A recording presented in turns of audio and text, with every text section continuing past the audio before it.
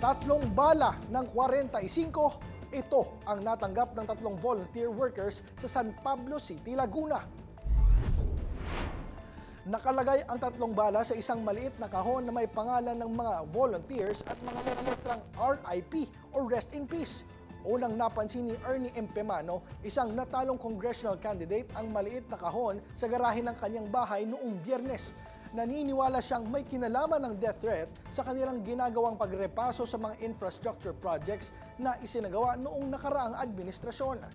Iniimbestigahan ngayon ng San Pablo City Police ang pinagmulan ng death threat.